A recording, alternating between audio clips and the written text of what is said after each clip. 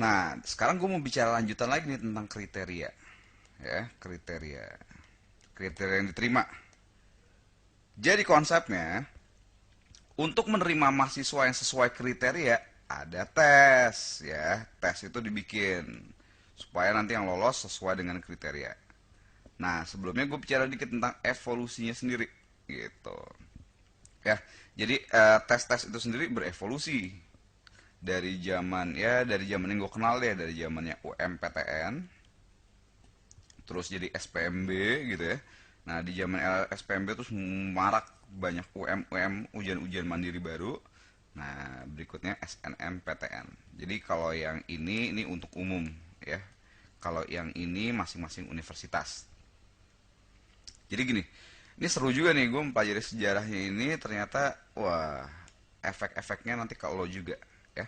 Jadi gini, di zaman UMPTN ini dulu itu belum banyak bimbel.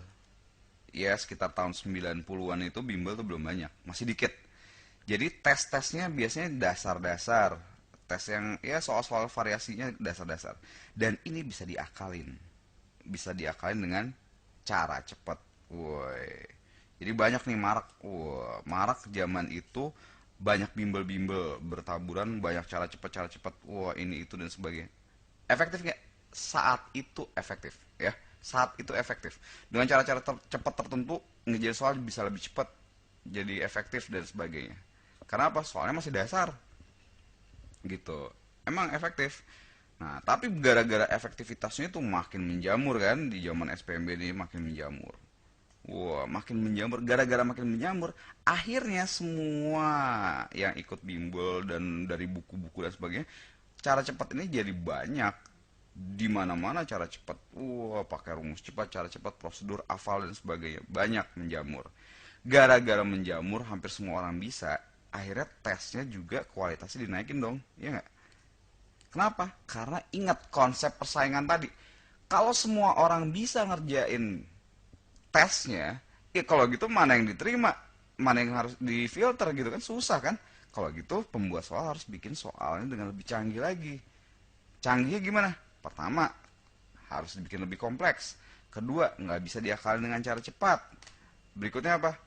Kan ya itu, kalau nanti semua cara cepat, mana ketahuan mana yang cerdas beneran sama yang cerdas bohongan, cuman ngafalin rumus doang ya kan. Makanya dibikin lebih kompleks. Nah, di sini mulai nih lebih susah. Dan lagi pula, semakin banyak yang bikin cara cepat, makin banyak pula yang harus dihafalin rumus-rumusnya. Wah, yang tadinya satu bab tuh cukup ya satu konsep dasar jadi 7 formula atau 7 karakteristik, itu bisa jadi 45 rumus. Gue juga takjub, gue ngajar matematik gitu ya, dan biasanya gue jarang ngajarin rumus-rumus. Tapi kalau begitu ngeliat cara cepat, gue juga takjub juga. Cara gini-gini ada 45, satu bab doang di pelajaran ada 40, ada 20, bisa 800 rumus lo harus hafalin ya kan.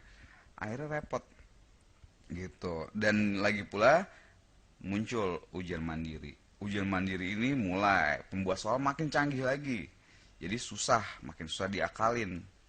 Bukan soalnya susah sih sebenarnya, mungkin soalnya juga ya apa kualitas apa tingkat kesulitannya sih sama-sama aja, cuman lebih susah diakalin. Karena apa? Targetnya, ingat, target dari persaingan itu mereka mau nyari yang punya kemampuan itu tadi ya. Jadi sebisa mungkin nggak bisa diakalin, itu tekniknya mereka gitu ya. Dan lagi pula ingat ya, kalau pakai rumus cepat, ingat, semua orang yang belajar dari buku ngafalin bisa, itu akhirnya bisa ngerjain. Jadi kalau semua orang bisa ngerjain cara cepat itu, cenderungnya apa? Pembuat soal tahu, oh ini ada cara cepatnya, ngapain dikeluarin lagi, ya kan? Ya mungkin dikeluarin, cuman bukan sebagai bagian utamanya gitu, tapi cuma sekedar ya untuk membantu aja lah. Untuk misalnya nih satu soal kan kadang-kadang ada berbagai macam cara ya, ada step atau ada misalnya ada 3 step. Ya mungkin di step-step awalnya pakai cara cepat bisa, tapi di bagian-bagian lainnya nih lo harus analisis sendiri gitu ya. Nah, di zaman UM dan SNMPTN ini mulai 2000, ya 2004 lah ke atas gitu ya, masih SPMB, 2008 baru SNMPTN gitu ya. Ini mulai nih gue lihat analisa soalnya kok lebih kompleks, lebih variatif, dan yang pasti makin susah untuk diakalin. Apalagi ada TPA, TBS, dan sebagainya. Jadi di bagian sini, oh, gue ya jujur aja gue makin senang. Kenapa? Karena dari sini gue lihat soal makin bagus. Berarti nanti yang lulus harus pinter beneran, harus cerdas beneran, harus kreatif beneran, dan sebagainya. Oke? Ya, ini sekilas tentang evolusi soal-soal yang ada. Lo perlu tahu, karena berikutnya gue akan bahas. Ya,